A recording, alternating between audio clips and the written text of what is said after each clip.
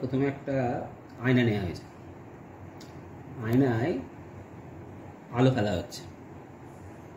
আলোটাকে আমি এখন এইভাবে ফেলছি, তা দেখা যাচ্ছে আলোটা যেদিক দিয়ে যাচ্ছে দেখতে পাচ্ছ। এবার আয়নার আলোটাকে আমি একটু হালকা করে সাইড দিকে সরিয়ে দিলাম, তা দেখো আলোটা সরে গেল। তা দুরকম ঘটনা ঘটছে, আলোটাকে যত আমি আলাদা সরাচ্ছি ওই আলোটাও সরে যাচ্ছে আর আলোর দিকে বিপরীত দিকে সরে যাচ্ছে। কারণ আলোটা সরলো কেন? আলোটা প্রথমে আমি যেখান দিয়ে পাঠালাম আলোটা প্রথমে আয়নায় গেল, আয়না থেকে প্রতিফলিত হয়ে তোমার কাছে ফিরে গেল। তাহলে এই যে ঘটনা, আয়নায় আলো পড়ে তোমার দিকে যাচ্ছে, এটা হচ্ছে আলোর প্রতিফলনের জন্য ঘটছে।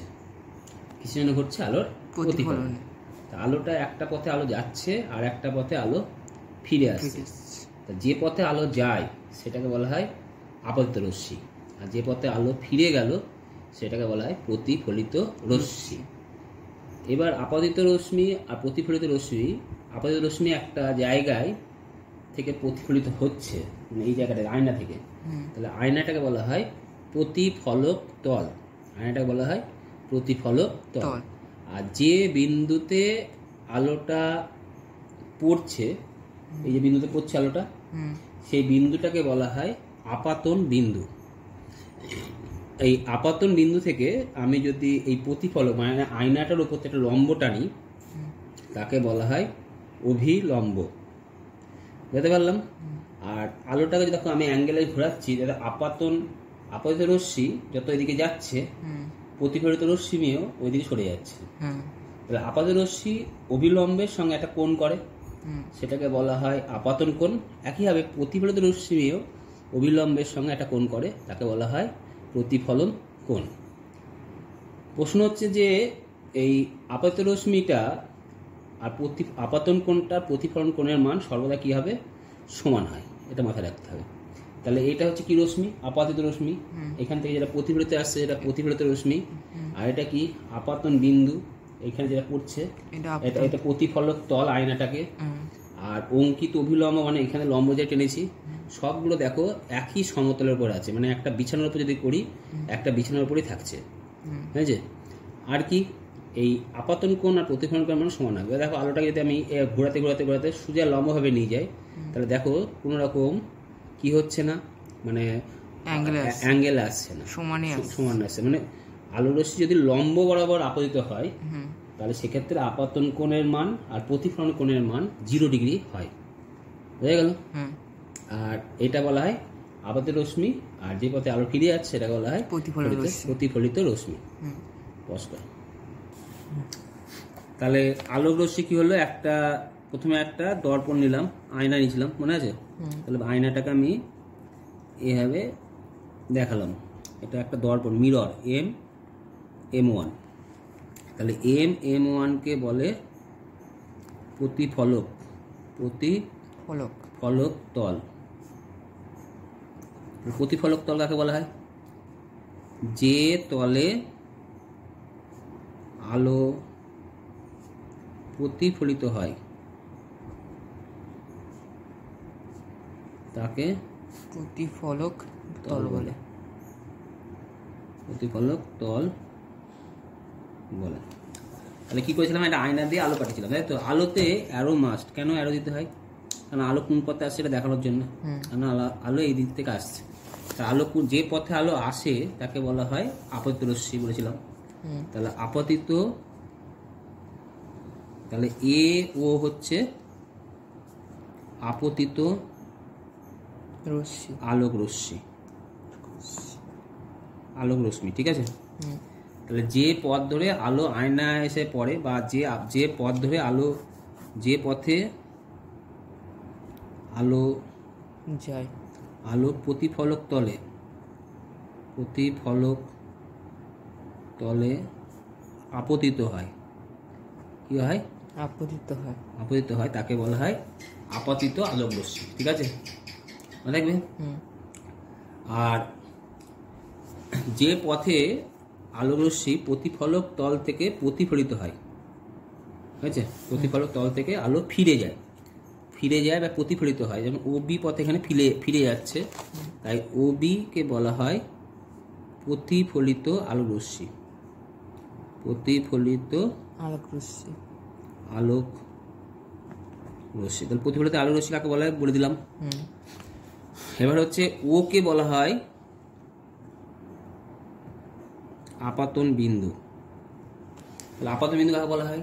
আলোক রশ্মি যে পথে প্রতিফলক, আলোক রশ্মি যে আলোক রশ্মি প্রতিফলক তলের উপর যে বিন্দুতে আপতিত হয়, প্রতিফলক তলের উপর, এটা M1 হচ্ছে প্রতিফলক তল। কোন আপতিত আলোক রশ্মি এও কোন বিন্দুতে আপতিত হয়েছে? ও বিন্দুতে। ও বিন্দুকে বলা হয় আপতন বিন্দু। এবার অভিলম্ব, ওসি হচ্ছে অভিলম্ব। তো অভিলম্ব কাকে বলা হয়? অভিলম্ব কাকে বলা হয়? অভিলম্ব হচ্ছে এটা ওসিটা অভিলম্ব। তাহলে অভিলম্ব কাকে বলা হয়? আপাতন বিন্দুতে প্রতিফলক তলের উপর অঙ্কিত অভিলম্বকে বলা হয় অভিলম্ব। আপাতন বিন্দু ও, প্রতিফলক তল M1, প্রতিফলক তলের উপর অঙ্কিত লম্ব, লম্ব যেটা টেনেছে ওসি, কে বলা হয় অভিলম্ব। এবার আপতন কোণ কাকে বলা হয়? আপাতিত রশ্মি, এখানে এ ও সি, কোণ অফ এ ও সি, ভিডিওটা বলিস, এ ও সি হচ্ছে আপাতন কোণ। তাহলে আপাতিত আলোক রশ্মি, এটা আপাতিত আলোক রশ্মি অভিলম্বের সঙ্গে যে কোণ করে তাকে বলা হয় আপাতন কোণ। আর প্রতিফলিত আলোক রশ্মি অভিলম্বের সঙ্গে যে কোণ করে তাকে বলা হয় প্রতিফলন কোণ। কি কোণ? এটা এ ও সি হচ্ছে কি কোণ? প্রতিফলন, আপাতন কোণ। আর বি ও সি হচ্ছে প্রতিফলন কোণ, বি ও সি হচ্ছে প্রতিফলন কোণ। প্রতিফলন কোণ কোণটা বলে শিখিয়ে দিলাম, ঠিক আছে? তাহলে আলোর প্রতিফলন সংজ্ঞাটা কি? আলো রশ্মি যখন কোনো মাধ্যম, আলো রশ্মি কোনো একটা মাধ্যম, মানে বায়ু থেকে পাঠিয়েছিলাম, মনে পড়ে? আলোটা আমি প্রথমে একটা বায়ু থেকে পাঠালাম, দিয়ে কোথায় ফেললাম? আয়নাতে ফেলেছিলাম, সেখান থেকে বেরিয়ে গেল। তাহলে আলো রশ্মি যখন কোনো মাধ্যম দিয়ে চলতে চলতে অপর কোনো ভিন্ন ঘনত্ব, তাহলে বায়ু ছিল আলাদা ঘনত্ব, কাঁচ হচ্ছে আলাদা ঘনত্ব, ভিন্ন ঘনত্বের দ্বিতীয় ঘনত্ব, মানে ভিন্ন ঘনত্বের দিকে, মানে আলো রশ্মি যখন কোনো মাধ্যম দিয়ে চলতে চলতে দ্বিতীয় কোনো ভিন্ন ঘনত্বের মাধ্যমে যাত্রা করে, যাত্রা করতে পারলো কি? করতে পারলো না, চেষ্টা করলো, না করে কি হলো? আবার দ্বিতীয় মাধ্যম থেকে আবার পুনরায় প্রথম মাধ্যমে ফিরে গেল। বুঝতে পারলাম? এই ঘটনাকে বলা হয় আলোর প্রতিফলন। তার সংজ্ঞাটা কেমন লিখবে? আলোর প্রতিফলন সংজ্ঞাটা, আলোর প্রতিফলন সংজ্ঞা লিখবে, আলো রশ্মি যখন এক মাধ্যম দিয়ে যেতে যেতে দ্বিতীয় কোনো আলো রশ্মি যখন এক মাধ্যম দিয়ে যেতে যেতে দ্বিতীয় কোনো ভিন্ন ঘনত্বের, দ্বিতীয় কোনো ভিন্ন আয়না, বায়ু আর কাঁচ আলাদা ঘনত্ব বিশিষ্ট মাধ্যম, দ্বিতীয় কোনো ভিন্ন ঘনত্বের মাধ্যমে আপতিত হয়, তখন দুই মাধ্যমে বিভেদ তল, মানে বায়ু আর কাঁচ বিভেদ তল, এইটা কাঁচটা, বিভেদ তল থেকে আপতিত আলো রশ্মি কিছু অংশ আবার প্রথম মাধ্যমে ফিরে আসে, কিছু অংশ। এই ঘটনাকে বলা হয় আলোর প্রতিফলন। এবার আলোর প্রতিফলনের দুটো সূত্র আছে। আলোর কি বললাম? আলোর প্রতিফলনের দুটো সূত্র।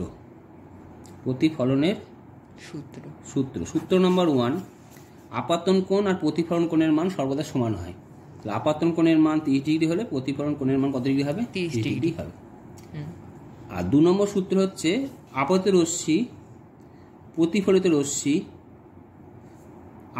প্রতিফলকের ওপর আপাতন বিন্দুতে অঙ্কিত অভিলম্ব সর্বদা একই সমতলে থাকে। মানে একই সমতলে, একই খাতার উপর আছে না? নেই, একই খাতার উপর থাকে।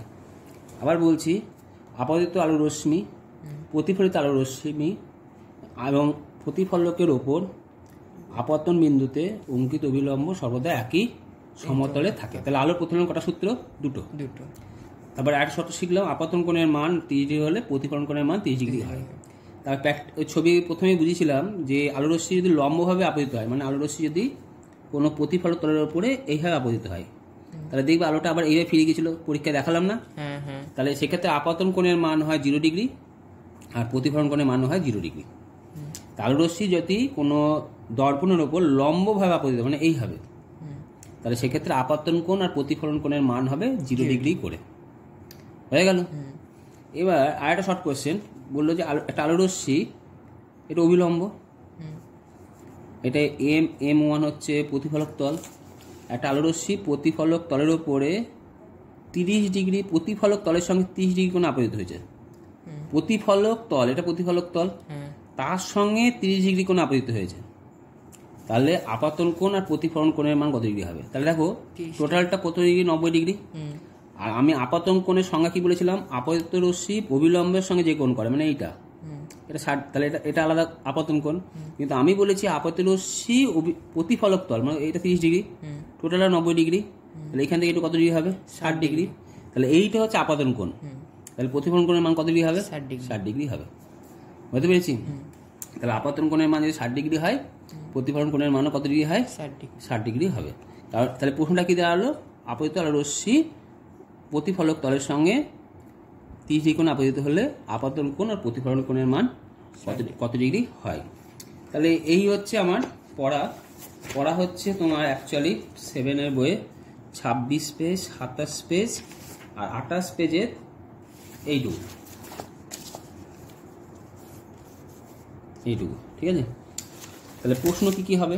প্রথমে হচ্ছে আপতিত আলো রশ্মি কাকে বলা হয়, প্রতিফলিত আলো রশ্মি কাকে বলা হয়, আপতন বিন্দু কাকে বলা হয়, অভিলম্ব কাকে বলা হয়, আপতন কোণ কাকে বলা হয়, প্রতিফলক তল কাকে বলা হয়, প্রতিফলন কোণ কাকে বলা হয়, আলোর প্রতিফলনের সূত্র দুটি লেখো।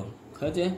তারপরে হচ্ছে আলো রশ্মি লম্বভাবে আপতিত হলে আপতন কোণ আর প্রতিফলন কোণের মান কত ডিগ্রি হয়। একটা আলো রশ্মি আপতন কোণের মান 30 ডিগ্রি হলে প্রতিফলন কোণের মান কত ডিগ্রি হয়।